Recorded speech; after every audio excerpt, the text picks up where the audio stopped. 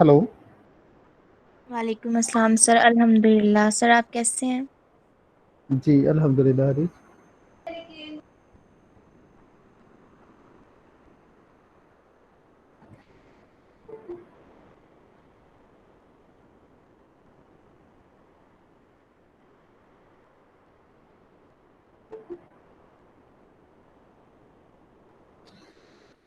हाँ जी, आज का क्या प्लान है? एक तो हमने फेलिसिटी कंडीशंस डिस्कस करनी है, and what about the presentations? अस्सलाम आप वालेकुम सर। जी वालेकुम अस्सलाम। जी कैसे हैं सनैन Hussain?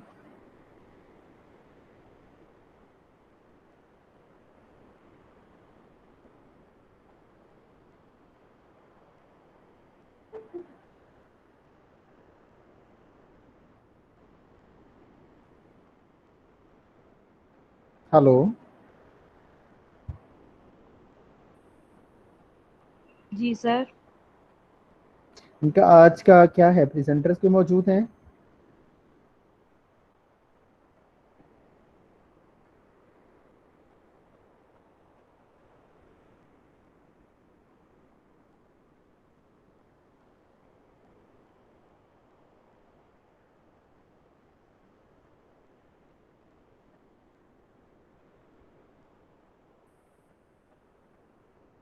Hello. GR or the CRs, are you people, aren't you listening me? Am I audible, students? Yes yes sir. Sir. Yes sir, you're audible, but Then sir give अभी me an answer at बहुत least. Sir actually बहुत कम students ने भी join किया, so that's why might be presenters are not here. So at least the GRs and the CRs, if they are there, they can respond me. They know if there are presenters on the list or not today. Yes sir, you right. It's quite unethical that the teacher is asking time and again, and you people are, and the people who should respond, they are sitting dumb as if they are not hearing anything or listening anything. And this is not acceptable. Makar, are you there?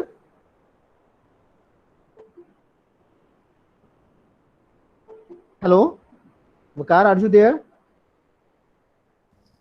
Yes sir. Sir अस्सलाम वालेकुम। Walaikum Assalam. Where are you? Sir ji अभी आवाज़ आई आपकी। चाहिए।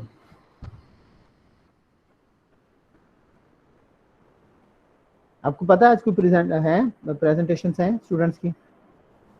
Yes sir. Sir I think Huma ने assign की थी sir इनको। सर मैं भी बताता हूँ एंड शी आपको। Is not and she is not here. Areej, जी sir. What about evening students? Sir मेरे ख्याल से मैंने मिड से पहले दो तीन स्टूडेंट्स अभी रहते थे, मैंने सेंस रिलेशनशिप की ना कुछ असाइन की हुई थी। दो तीन स्टूडेंट्स रहते थे? It means the rest of the students have presented? What do नहीं यू मीन सर, बाय दो तीन मिड स्टूडेंट्स रहते थे? सर मेरे कहने का मतलब है मैंने मिड से पहले ना एक्स्ट्रा मतलब असाइन कर दिया था, फाइनल वाला भी थोड़ा सा ना, तो वो स्टूडेंट्स में उन्होंने भी प्रेजेंट नहीं किया। Right. Okay, so we will wait until the if the presenters are there, if they join. Jeevkar, sir ji मैं देख रहा हूँ sir. I think sir Huma Huma ही सर इनको वो टॉपिक्स वगैरह असाइन करती है, तो आई थिंक सर उसने क्लास ज्वाइन नहीं की अभी तक। ask ask her to join the class. ठीक है, आप उसे मैसेज करें कि क्लास में है। Okay sir.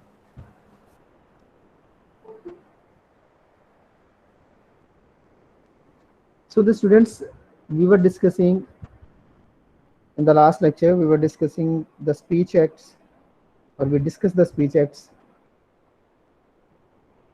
isn't it? Hello. Yes sir. जी Okay. सर, हमने डिस्कस किया था speech act. Okay, so if you people have any question before proceeding further, if you have any question regarding the previous discussion, speech acts. Sir मुझे ना last time confusion हो गया था कि indirect और जो डायरेक्ट वाला है वो अलग है, और लोकेशनरी और इलोकेशनरी वाला सेपरेट है, तो सर वो फिर मैंने बाद में देखा था तो पता चला कि वो सेम ही है सेपरेट ही है। सर, लेकिन वो वहां पे नहीं था लिखा हुआ, तो मुझे तो यही लगता है कि वो सेम है। नहीं नहीं, सेम नहीं है, वो सेम नहीं है। आपका डायरेक्ट स्पीच एक्ट और इनडायरेक्ट स्पीच एक्ट और है, और आपके ये जो डिफरेंट एक्ट्स हैं वो और हैं। जनरली आप कह सकते हैं कि but they are different. Simple आपका डायरेक्ट स्पीच एक्ट तो that is decided on the basis of the structure of the sentences. Okay sir. ठीक है, कि एक आपका स्ट्रक्चर है और एक उसका फंक्शन होता है। So when there is direct relationship between the structure and the function of the sentence, it is called a direct speech act. For example, an interrogative sentence, generally it is used to ask a piece of information from the listener.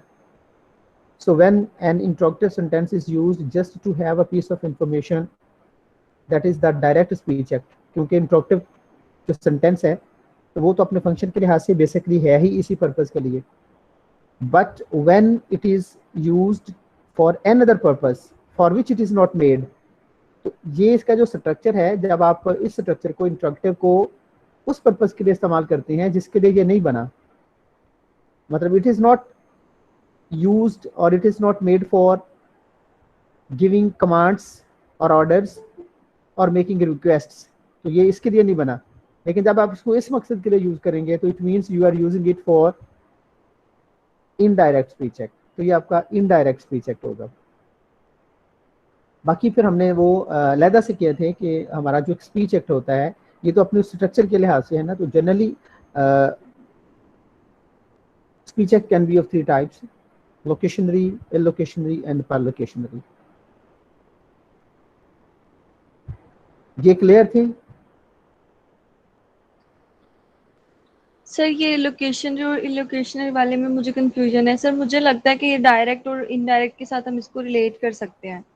नहीं, वो relate तो कर सकते हैं, वो relate इस वजह से कर सकते हैं कि जब हम बात करते हैं ना इंटेंशंस की, जी जो सर। हमारा प्रैग्मेटिक्स है, प्रैग्मेटिक्स जो है वो यही करता है ना कि आपकी जो स्पीकर इंटेंशंस होती हैं, इंटेंडेड मीनिंग्स होते हैं, आपके जो इंटेंडेड मीनिंग है ये आपका इलोकेशनरी एक्ट है। जो इंटेंडेड मीनिंग है ये आपका इलोकेशनरी एक्ट है। लोकेशनरी एक्ट तो ये है ना कि सिंपल है, it is raining outside, okay it is raining outside, you have no you can say implied meaning, इसके अंदर कोई सजेस्टेड मीनिंग नहीं है, इम्प्लाइड नहीं है, कोई एक्सप्लिसिट मीनिंग नहीं है, इम्प्लिसिट है, क्लियरली स्टेटेड मीनिंग मौजूद है। आप जहाँ पे जस्ट डिक्लेयर करना चाहते हैं, you just want to declare something, you want to assert something, I have done that, I haven't done that, you did that and so on, ये आपका लोकेशनरी एक्ट है जिसमें क्लियर है, वाज़ेह है चीजें। इसमें कोई जो एक किस्म की आपकी जो इंटेंशंस हैं वो और नहीं है और स्ट्रक्चर और नहीं है, दैट इज ये सेम है आपका उस लिहाज से, मतलब उस लिहाज से ये सेम है। अगर आप उसके अंदर जो है वो जाके देखेंगे, क्योंकि स्पीच एक्ट है, वो भी स्पीच एक्ट है और ये भी स्पीच एक्ट है। और इलोकेशनरी आपका है जहाँ पे आपको आपके रीडर्स को, आपके लिसनर्स को उसे जो है वो करना पड़े, अकॉर्डिंग टू द कॉन्टेक्स्ट जो है वो देखना पड़े कि ये स्ट्रक्चर है, ओके, लेकिन अकॉर्डिंग टू द कॉन्टेक्स्ट इस स्ट्रक्चर को स्पीकर ने इस सेंस में यूज किया है, तो ये स्पीकर की इंटेंशन है, फिर उसे देखना पड़ेगा वो असर्ट कर रहा है, वो स्टेट कर रहा है, वो कंप्लेन कर रहा है, वो ऑर्डर कर रहा है, वो रिक्वेस्ट कर रहा है, वो वाकई जो है वो सिर्फ क्वेश्चन के तौर पे यूज कर रहा है या क्वेश्चन को किसी और पर्पस के लिए यूज कर रहा है, ऑल दिस, तो ये आपके इलोकेशनरी एक्ट है। और जब आपका जो परलोकेशनरी एक्ट है वो क्या करता है? सर वो इन्फ्लुएंस होता है, उसका इफेक्ट होता है रीडर्स के, लिसनर्स जी के जी ऊपर। जी जी, तो हम उसका एक जो है वो देखना चाहते हैं, इफेक्ट देखना चाहते हैं, ओके, कि वो हमारा जो है वो परलोकेशनरी है, मतलब उसके एटीट्यूड पे, उसकी बिहेवियर पे, फीलिंग्स जो पे। जी हाँ जी, फीलिंग्स पे जो भी असर है। फॉर एग्जांपल अगर हम जो है वो परलोकेशनरी एक्ट है कि हम ऑर्डर दे रहे हैं, कमांड कर रहे हैं, रिक्वेस्ट कर रहे हैं, हमारा इलोकेशनरी एक्ट है, तो सो क्या उसके नतीजे में उसने जो है वो डिड ही परफॉर्म समथिंग, उसके एटीट्यूड पे, उसके बिहेवियर पे, उसके एक्शंस पे, उसके रिएक्शंस पे, उसका way of doing the things पे, चीज़ों पे कोई असर पड़ा, ऑल दिस, तो ये हमारा परलोकेशनरी एक्ट है। Alright sir, thank you. जी सर। जी सर आपने बताया था concept of the speech actually, मतलब कि इसको किसने इंट्रोड्यूस करवाया था? आपने उसका नेम बोला था। हमें समझ नहीं आई थी। जी, किसका किसका name sir sir speech act theory जो किसने इंट्रोड्यूस करवाया था? आपने नेम बोला था, कौन फिलोसफर का नेम क्या था सर? नेम बोला था तो समझ क्यों नहीं आई? सर नेम की समझ नहीं आई, नेम क्या बोला था आपने? हमें समझ ओके, किसी को भी समझ नहीं आई थी नेम की? Sir I think so Austin आई एंड थी जी सर ऑस्टेंट एंड रॉस्टन एंड सर। सार्ल था। जी, ठीक है। ये जनरली आमतौर पे मतलब वैसे तो ऑस्टन एंड सर्ल ये इनके अलहदा से सेपरेट भी जो है वो स्पीच एक्ट जो है वो थ्योरी है। ऑस्टन के अलहदा से जो है वो स्पीच एक्ट थ्योरी है और सर्ल की अलहदा से भी स्पीच एक्ट थ्योरी के नाम से जो है वो जाना जाता है। जी ओके सर। जी, any other question regarding the discussion?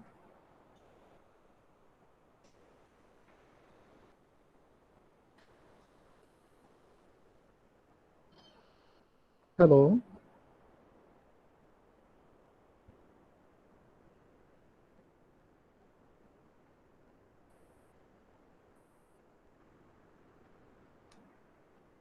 okay, then come to the felicity conditions.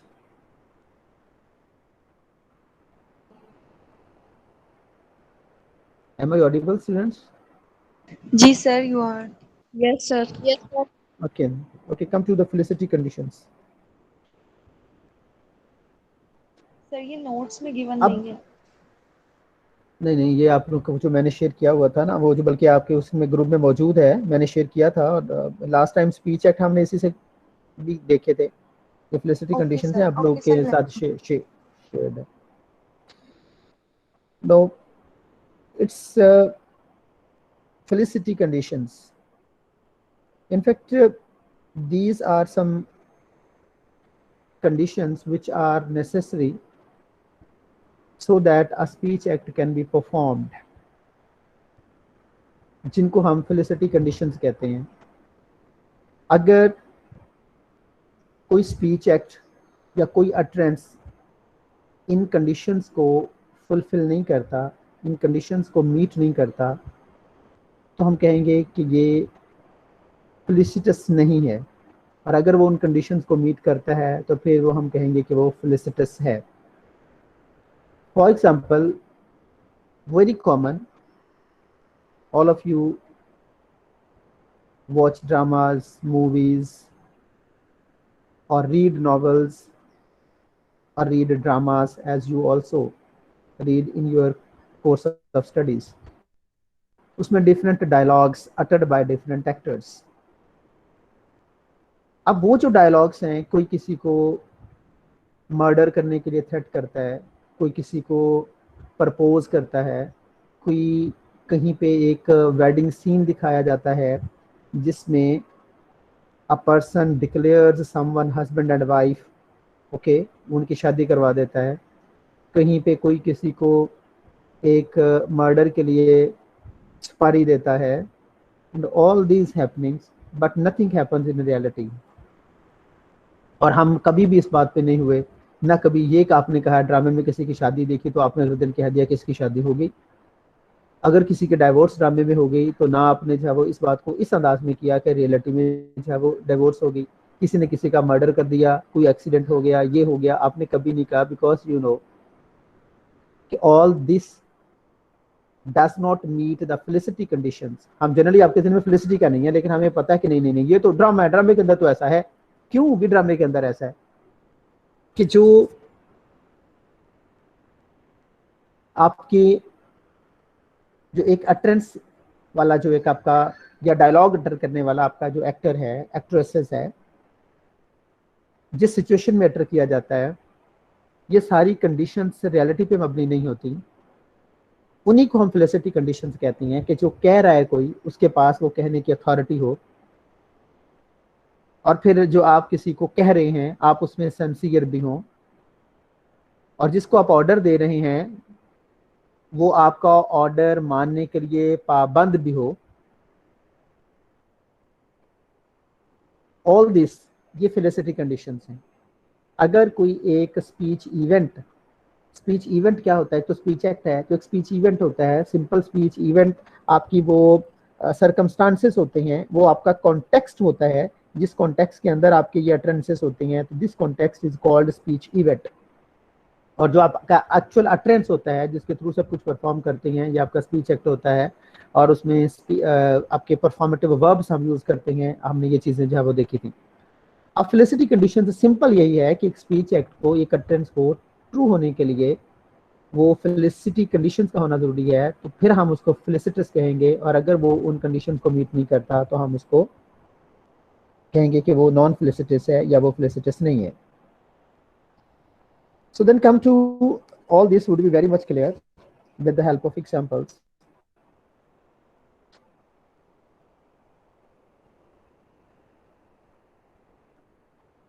In pragmatics, the term felicity conditions refers to the conditions that must be in place and the criteria that must be satisfied for a speech act to achieve its purpose. तो अगर आप चाहते हैं कि एक speech act actually अपने उस function को परफॉर्म करे, उस एक्शन को परफॉर्म करे जिसके लिए आपने वो अटरेंस बोला है, तो उसके लिए उसे एक प्रॉपर कंटेक्स्ट में और कुछ क्राइटेरिया, कुछ रूल्स, कुछ कंडीशंस उसको मीट करना जरूरी है, तभी हम कहेंगे कि इसने अपने पर्पस को अचीव किया। हम यूँ भी कह सकते हैं जिस तरह से some linguists including Mark Liberman, he is of the opinion that a sentence must not only be grammatical to be correctly performed, it must also be felicitous or well suited for the purposes. सिर्फ उसका grammatically accurate होना, correct होना काफ़ी नहीं है, only the right choice of diction और vocabulary काफ़ी नहीं है, only the right use of tone, pronunciation, juncture, punctuation, all these things, that is not enough. सिर्फ ये काफ़ी नहीं है, उसके लिए कुछ कंडीशंस हैं कि वो अपने परफॉर्मेंस के लिहाज से फेलिसिटस होना चाहिए। और वो फेलिसिटस तभी होगा अगर वो कुछ क्राइटेरिया को जो है वो फुलफिल करता है। और वो क्राइटेरिया क्या है, हम आगे जाकर जो है वो उनको देखेंगे कि फेलिसिटी जो है वो ये है, आपकी सिंसियरिटी है, आपकी अथॉरिटी है, वगैरह वगैरह। तो उन कंडीशंस को अगर वो मीट करेगा तो then and only then it is called that it is going to perform the function for which it is uttered. एक एग्जाम्पल हम यहाँ पे जो है वो देख सकते हैं। एक मैरिज सीन है किसी मूवी में, ड्रामा में, ऑलमोस्ट वैसे ही होगा जैसे मैंने दे दी, क्योंकि वो तो ये चीज़ें तो ऐसे ही होती हैं। और कल्चर टू कल्चर सिर्फ उनकी जो सेलिब्रेशन है या उसके अंदर आप किसी को हस्बैंड एंड वाइफ डिक्लेयर करती हैं तो वो मुख्तलिफ होती है। अगर हम अपने कल्चर में जो है वो बात करें तो हमारे कल्चर के अंदर जो है वो in the company of the people, so there is the person who has got the authority and of course, तो वो हम कहते हैं वो निकाह खां होगा, तो तभी वो जो है वो निकाह पढ़ा सकेगा, जो सही है जिसको। और तो अदरवाइज कोई भी और कह दे कि जी मैं निकाह पढ़ा लेता हूँ, तो जब हम समझते हैं कि इसके पास अथॉरिटी नहीं है ये करने की, तो के हम उसको नहीं करते क्योंकि वो इस फेलिसिटी कंडीशन को मीट नहीं करता। और फिर सम सर्टन वर्ड्स जो है वो अटर किए जाते हैं, वो थ्राइस और इस तरह से अकॉर्डिंग टू कल्चर ये भी चीज़ें थोड़ी सी जो है वो वेरी कर लेती हैं। तो ये जो परफॉर्मेटिव वर्ब हम यूज़ करते हैं, yes I agree, yes I accept and so on, और मौलवी साहब जो है वो आगे से कहते हैं कि तुम्हें ये कबूल है। अब ये क्या है, ये फेलिसिटी कंडीशन है।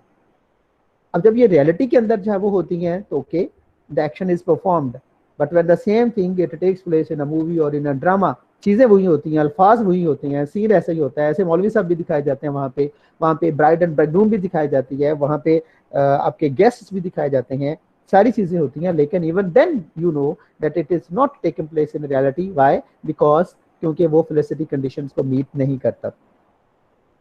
Have you ever asked yourself why the words I know pronounce you husband and wife? अब ये क्रिश्चियनिटी के अंदर होता है। क्रिश्चियनिटी में दो किस्म के स्ट्रक्चर यूज किए जाते हैं कि जनरली उनकी जो मैरिजेस होती हैं they take place in the church. तो चर्च में जाते हैं, वहाँ पे जो उनका प्रीस्ट है, now priest has got the authority The priest has got the authority, not the American president, not the prime minister, not any senator has got the authority to declare someone husband and wife. Only the priest has got the authority. एक felicity condition ये इस तरह से होती है. तो now that एक marriage के जो वो सीन है, तो वहां पे जो एक प्रीस्ट है वो अनाउंस करता है कि इसमें दो तरह के स्ट्रक्चर है. Sometimes they say I declare you husband and wife, and sometimes simply he says that I pronounce you as husband and wife. दोनों का मीनिंग जो है वो एक है, सिर्फ उसमें थोड़ी सी चेंज है लेक्सिकल. तो अगर किसी मूवी के सीन के अंदर वो किसी को जो है वो हस्बैंड एंड वाइफ डिक्लेयर कर देता है, अब ये जो सीन है, do not create a legal marriage between two people when uttered in the context of a film set. तो ओके, क्यों नहीं करता? वो चीजें वही हैं, सारा कुछ है, लेकिन वो नहीं करता. उसकी वजह यही है कि वो फेलिसिटी कंडीशंस को मीट नहीं करता. Of course the actors in the scene are not really legally married even if they both say I do. चाहे वो कबूल है की रट लगा लें, तस्वीर पूरी कर लें, but even then they can not be called husband and wife just because of the lack of felicity conditions, because the thespian justice of the peace or clergy person recites these words. क्योंकि जो भी वहां पे आप जैसे court marriage होती है, तो कोर्ट में जो है वो जज उनको कहता है कि मैं आपको हस्बैंड एंड वाइफ डिक्लेयर करता हूँ, और अगर चर्च में करते हैं तो वो जो प्रीस्ट होता है उसका, वो उनको क्लर्जी पर्सन है, वो उनको कह देता है. तो ये चीजें बेशक वो वही कहता है, लेकिन उनके पास वो अथॉरिटी नहीं होती क्योंकि वो एक्टर्स होते हैं. The conditions are not in place and criteria are not satisfied for this speech act to achieve its purpose. तो वो क्राइटेरिया मीट नहीं करता. क्यों? क्या कौन सा criteria? That the bride and the bridegroom enter into a marriage that is legally binding. तो वो नहीं कर, and the person officiating has no legal authority to pronounce the two husbands and wife. Thus the speech act in the movie or drama marriage scene is not felicitous. यहां तक clear है बात students? जी sir. यहां तक मैंने क्या clear है? बात की समझ आ गई? हाँ जी सर.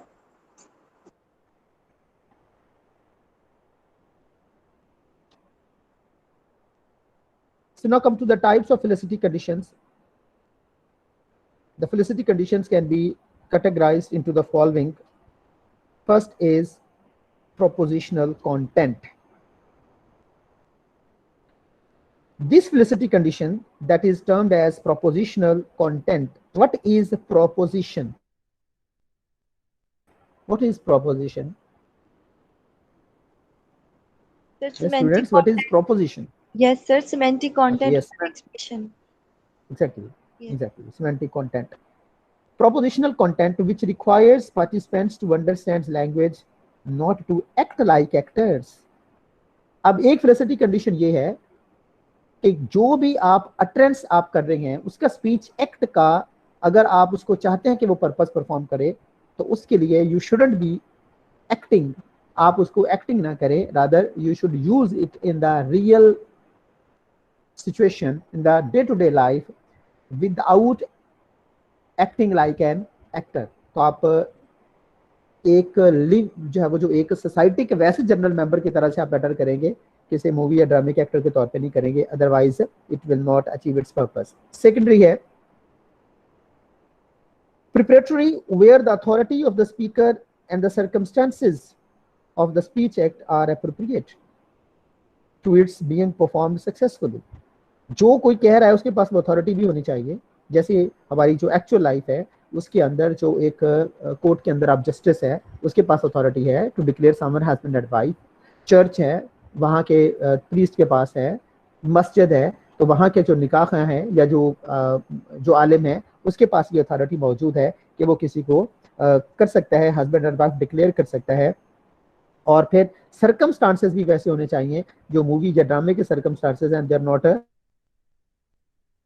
रियल. तो इसलिए वहाँ पे ये कंडीशंस भी मीट करना जरूरी है. तो ड्रामे मूवी में ये नहीं किया जाता, इस वजह से वो हस्बैंड एंड वाइफ नहीं बनते.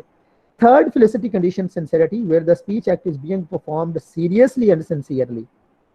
अब जो एक्चुअल लाइफ के अंदर आप जब करते हैं तो उसके अंदर आपकी सिंसियरिटी शामिल है, उसके अंदर आपका सीरियसनेस शामिल है. लेकिन जब आप मूवी के अंदर करते हैं, ड्रामा के अंदर करते हैं, तो आपकी उस लेवल की ना तो सिंसियरिटी है, एक्टिंग के लिहाज से सिंसियरिटी हो सकती है, डायलॉग अटरेंस के लिहाज से आपकी जो है वो सीरियसनेस हो सकती है, but so far as the action is concerned, so neither the bride neither the bridegroom they are serious in accepting one and other और each other as husband and wife, और ना ही वहां पे उस वक्त प्रीस्ट की ये सीरियसनेस होती है कि वाकई मैं इनको हस्बैंड एंड वाइफ बना रहा हूं. They know that all of them are acting. So next felicity condition, that is essential, where the speaker intends that an utterance be acted upon by the addressee. जहां कि आप वाकई समझते हैं कि जो आप कह रहे हैं तो इसके ऊपर अमल किया जाए. अब जो प्रीस्ट है तो कभी भी वो दिल से तो नहीं कह रहा होता, वो तो एक्टिंग कर रहा होता है. तो ऐसे ही आप किसी को मर्डर का कहते हैं तो आप दिल से तो नहीं करते, आप तो सिर्फ डायलॉग जो है उटर कर रहे होते हैं. सो ऑल दिस, ये सारे का सारा उसके अंदर जो जिप फेलिसिटी कंडीशन है जिसको हम एसेंशियल कहते हैं, ये भी चूंकि मिसिंग होती है. इस वजह से स्पीच एक्ट अपना फंक्शन परफॉर्म नहीं करता और अपना जो एक पर्पस है वो अचीव नहीं करता. इसी चीज को चाहे वो ये in the form of example यहाँ पे मौजूद है. The things will be the same, the idea will be the same, लेकिन फिर भी आप इसमें से गो थ्रू हो सकते हैं. Suppose I am in a play and deliver the line, I promise to kill the evil John Fernando. आप किसी ड्रामे में एक्टिंग कर रहे हैं और आप वहां पे कहते हैं कि मैं वादा करता हूं मैं जिंदा नहीं छोड़ूंगा इसको, मैं ये कर दूंगा, मैं वो कर दूंगा. I have not in fact promised to kill anyone. तो कहा आपने वाकई प्रॉमिस किया है और आप चाहते हैं कि जो आपका स्पीच एक्ट है जिसके अंदर आपने प्रॉमिस किया है वो हो जाएगा. जब आप कहते हैं आई प्रॉमिस, ये परफॉर्मेटिव वर्ब है ना, तो लेकिन ऐसा नहीं है. The speech act fails. उसकी वजह क्या है? आपका स्पीच एक्ट जो है वो क्यों फेल हो जाता है? क्योंकि उसके अंदर वो फेलिसिटी कंडीशन है वो मीट नहीं करता. क्योंकि जहां पे और भी बहुत सारी चीजें मिस हैं. I must have a certain institutional authority for my words to have the appropriate illocutionary force. तो आपके पास जो है वो क्या अथॉरिटी है कि आप उसको जो है वो किल कर देंगे? क्या आपका जो इलोकेशनरी फोर्स है, यानी इसके अंदर जो आपका है, आप कहते हैं आई प्रॉमिस, ये थ्रेट कर रहे हैं ना कि आप जो है वो उसको जरूर कर देंगे. तो क्या आपके पास अथॉरिटी है? आपके पुलिस ऑफिसर है, आप कोई जो है वो किसी ऐसे के हैं, या आप कोई कत्ल का बदला लेना चाहते हैं, उसने आपका कत्ल किया तो आप कहें बदले में आप करना चाहते हैं, क्या अथॉरिटी है? इट मीन्स कोई भी ऐसी चीज चूंकि नहीं है, इस वजह से you have got no authority. और फिर ये जो आपका स्पीच एक्ट है इस वजह से भी फेल होता है because the words are uttered in a context where they are not used by the speaker but in effect quoted from a text. Text कैसे? कि आपको डायलॉग लिख के दिए गए थे, आपने खुद से जो है वो अटर नहीं किए. ये तो आपके पास स्क्रिप्ट मौजूद था, आपने वहां से जो है वो उसको अटर किए. इस वजह से भी ये एक क्राइटेरिया नहीं करते and you are not sincere कि आप किसी अंदर जो वाकई जो है वो करेंगे और इसके ऊपर एक्शन होगा.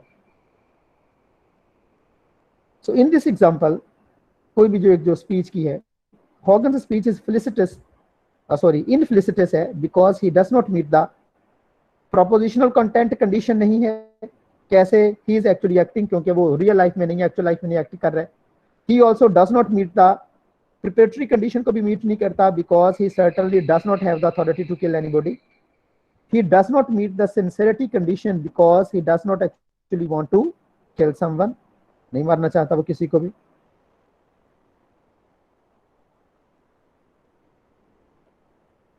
एंड सो ऑन, बाकी भी इसके अंदर.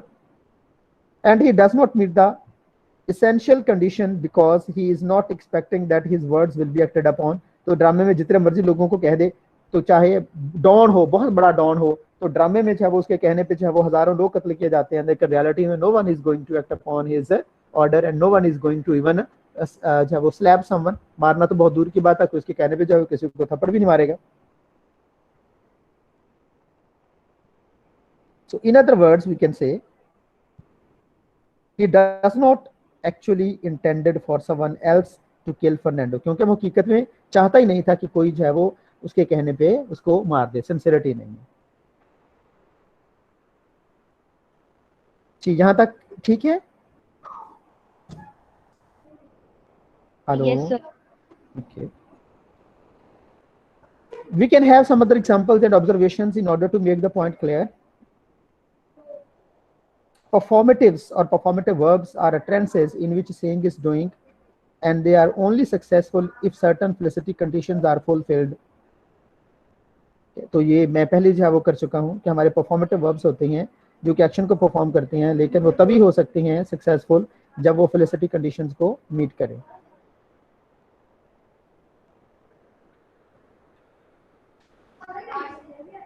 और वो फेलिसिटी कंडीशंस यहाँ पे दोबारा से रिपीट की गई हैं. The sender believes that the action should be done ये तभी सही होगा कि अगर सेंडर को इस बात पे यकीन है कि जो एक्शन है वो वाकई किया जाए। ये इन कंडीशंस में से एक है। The receiver has the ability to do the action, और फिर जिसको आप हुक्म दे रही हैं तो वो एक्शन करने का मुहताज भी हो। जैसे आप ऑर्डर दे रही हैं तो ऑर्डर तो आप उसी को दे सकते हैं जो कि आपका मातहत हो। रिक्वेस्ट आप उसी को कर सकते हैं जिसके पास जब आपको लगता है कि वो आपकी कोई मदद जो है वो कर सकता है। The receiver has the obligation to do the action, the sender has the right to tell the receiver to do the action. So वही रिपीट की गई है। If any one of these conditions is not fulfilled, the utterance is not felicitous. The reason is that felicity conditions are conventions that speakers and addressees use as a code to produce and recognize actions. So, the felicity conditions and so. I think the thing is clear. ऐसे ही है students? जी sir, clear है। जब खुद से Okay. Read करेंगे तो ज्यादा क्लियर हो जाएगा। क्लियर हो जाएगा। जी जी, मतलब लेकिन उसके अंदर बेसिक वो तो एग्जांपल से है ना, अदरवाइज नहीं, खुद से रीड करेंगे तो क्लियर हो जाएगा। It means there is some confusion. Sir वो एक्चुअली उसकी टाइप्स में ना थोड़ा थोड़ा मुझे पता नहीं क्यों सब चीजें रिलेटेड लग रही हैं, ये वाली भी और वो जो लास्ट वाला लेक्चर था उसमें भी थोड़ा सा कंफ्यूजन हो गया था। वो नहीं, तो अब ठीक मैं आपको हो गया, बताता हूँ ना, लेकिन ठीक है, वो ठीक है। जी सर। अब देखिए, जो अगर आप देखें ना कि इन द जो है वो एट द डीपर लेवल, जी at sir. The deeper level हम डिस्कस क्या कर रहे हैं, speech act theory. Got it. अब स्पीच एक्ट बेसिकली हमारा जो है वो क्या है कि व्हेन आवर वर्ड्स और utterances perform used to an perform action act. do not Yes. physically, ठीक है। तो ये हमारा स्पीच एक्ट है। हम फिजिकली परफॉर्म नहीं कर रहे, फिजिकली एक्शन जो है वो उसकी जगह पे हमारे जो वर्ड्स हैं दे परफॉर्म एन एक्शन, ये हमारा स्पीच एक्ट है। उसके लिए फिर हमने देखा कि हमारा स्पीच एक्ट डायरेक्ट भी हो सकता है, इनडायरेक्ट भी हो सकता है। आप किसी को डायरेक्ट ऑर्डर देते हैं सिट डाउन, ओके, ये तो एक है कि जिसमें वो फिजिकली पर्सन जो है वो बैठेगा। Got it. अब एक डायरेक्ट ये है कि आप एक एक्ट परफॉर्म कर रहे हैं, आप सिंपल आपने कोई जो है वो कह दिया कि okay I will be there tomorrow in the morning, don't worry, I will be there. अब आप इसके वर्ड्स में अगरचे आपने इसमें परफॉर्मेटिव वर्ब यूज नहीं किया, मैंने उस दिन भी आपको कहा था कि जो हमारे स्पीच एक्ट्स हैं जनरली उसके अंदर परफॉर्मेटिव वर्ब्स होते हैं, but in many cases it is quite possible कि आप परफॉर्मेटिव वर्ब यूज किए बगैर आप स्पीच एक्ट परफॉर्म कर सकते हैं। जैसे अभी मैंने आपको एग्जांपल दी, आई विल बी देयर, आप कहते हैं I promise to be there, आप कहते हैं आई विल बी देयर। अब दोनों का स्पीच एक्ट तो सेम है, अब दोनों के अंदर आप जो है वो कहते हैं कि आप प्रॉमिस जो है वो कर रहे हैं। जिस तरह से आपने फ्यूचर के अंदर पढ़ा होगा विल और शैल है, तो जब हम किसी चीज के अंदर प्रॉमिस शो करना चाहते हैं, डिटर्मिनेशन शो करना चाहते हैं, तो will is replaced with shall and shall is replaced with will, isn't it? Yes sir. ठीक है। अब वहां पे हालांकि हम वो नहीं करते, लेकिन वो परफॉर्मेटिव हमारे हो जाते हैं क्योंकि वो एक्शन परफॉर्म करते हैं। तो जब एक सेंटेंस अपने स्ट्रक्चर के मुताबिक स्पीच एक्ट परफॉर्म करता है वो डायरेक्ट स्पीच एक्ट है, और जब वो अपने स्ट्रक्चर से हट के कोई दूसरा स्पीच एक्ट परफॉर्म करता है तो वो इनडायरेक्ट स्पीच एक्ट है। देन फर्दर इसी से रिलेटेड हम कहते हैं कि हमारे ये जो स्पीच एक्ट्स हैं तो डायरेक्ट हैं या स्पीच एक्ट्स हैं या इनडायरेक्ट स्पीच एक्ट हैं, उनको हम और 3 तरह से डिस्कस कर सकते हैं, और वो हमारे लोकेशनरी, इलोकेशनरी और परलोकेशनरी स्पीच एक्ट्स हैं। अब बात आगे हो रही है कि ये स्पीच एक्ट तो है, ठीक है, ये परफॉर्म करते हैं। अब ये अपने एक्शंस को परफॉर्म करने के लिए they are bound to be placed and put in some certain conditions. They are required to meet some certain set criteria. Only then they can be called felicitous. तो ये तभी जो है वो होंगे अगर ये कुछ फेलिसिटी कंडीशंस को मीट करते हैं, तो फिर हम कहेंगे कि ये सही मानों में स्पीच एक्ट परफॉर्म हो रहा है या ट्रांस कर रहा है। और अगर नहीं तो हम ये कभी नहीं कह सकते। आप एक्चुअल लाइफ में किसी से जो है वो कहते हैं I will kill you, okay, actual life में कहते हैं, और उसके रीजन मौजूद है, someone has damaged you, someone has given a type of injury और any other type of loss to you, और जिसकी वजह से आप कहते हैं ओके वहां भी एक मौजूद है, okay you have got the authority, मतलब उस लिहाज से कि आप जो है वो बदले के तौर पे जो है वो कह सकते हैं कि आई जो है वो किल यू। एक पुलिसमैन क्रिमिनल से कहता है कि आई किल यू, एक क्रिमिनल भी पुलिस वाले से कह सकता है आई किल यू, ओके। एक इसी तरह से एक डाकू जो है वो या एक थीफ है वो किसी से कह सकता है। अब वो एक रियल लाइफ के अंदर है और वो वाकई जब उसके अंदर जो है वो होते हैं, आपके जज्बात होते हैं, वो सिचुएशन की डिमांड होती है, ऑल दीज वेरी जो है वो थिंग्स। लेकिन व्हेन जब ये इनफिलिसिटी कंडीशंस को मीट नहीं करता, एक्चुअल लाइफ के अंदर ये चीजें टेक प्लेस नहीं हो रही होती, तो हम कहते हैं कि ये स्पीच एक परफॉर्म नहीं होगा। तो इन सारे हालात को हम फेलिसिटेड कंडीशंस कहते हैं। अब ये जो फेलिसिटी कंडीशंस को हमने जब वो डिस्कस किया था, उनके अंदर जो है वो जो कंडीशंस हैं, चूंकि ये जो आपकी यू कैन से जो उनके डिफरेंट जो है वो नेम्स हैं, डिफरेंट है वो उनके जो वो नेम्स हैं, तो ये नेम्स जो कि मतलब उसके अंदर बेसिक है, आइडिया सिर्फ उस पर फोकस करें कि एक टाइटल है फेलिसिटी कंडीशन का and what does it mean, तो उसका मतलब जो है वो आपका क्या है। Okay sir, thank you. जी बच्चों, अगर आपका कोई क्वेश्चन है आप लोगों का भी इनसे रिलेटेड,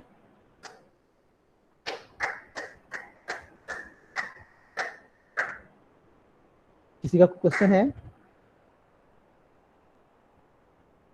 सर जी जी सर, आप प्रेजेंटेशन के बारे में पूछ रहे थे। हाँ जी हुमा, आप तो गायब भी हो गई हैं फिर। सर वो मैं तब नहीं थी, इसलिए मैंने क्लास ज्वाइन नहीं की। ओके, तो ऐसा अगर हो तो कभी मतलब उसको इन्फॉर्म कर दिया करें, या कोई और अपना अपनी जगह पे अपना चाहे वो कोई आप उसमें कर सकते हैं, कोई अपने सेकंड बना लिया करें जिसको आप बता सकें कि what are the activities today in class. Okay, वैसे बाय द वे हैं आपने असाइन की हैं आज के लिए या नहीं की हुई, ताकि मैं उसी तरह से फिर हम आगे बढ़ते हैं। मेरे ग्रुप की ही थी प्रेजेंटेशन, लेकिन फिर हमने आपसे बात की थी कि सर हम कोर्स कंप्लीट करने के बाद दे दें, आपने बताया ही नहीं कुछ। ओके, यानी इट मींस कि जो no one is ready from morning today.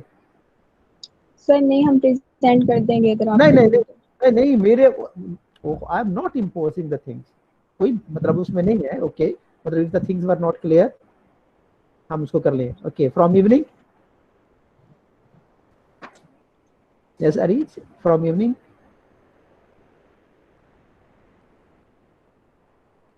Arich, are you there? Are you listening me, people? Sir reach left कर गई है, आई थिंक उनका नेट का इशू है। Okay, right. Okay, then come to sir the reach next. कह रही है light चली गई है तो वाईफाई नहीं चल रही। Okay, ठीक हो गया। Okay, come to the next point, हम इसको डिस्कस करते हैं फिर देखते हैं। अब स्पीच एक्ट थ्योरी हमने कर ली, फेलिसिटी कंडीशंस हमने कर ली। Okay, come to another one, that is the cooperative principle. Cooperative principal, उसमें आप लोगों के पास जॉर्ज यूल की बुक थी, उसमें से चैप्टर आप लोगों के पास मौजूद है, सिमेंटिक्स एंड प्रैग्मेटिक्स का chapter, if you people remember, chapter number 9 and 10।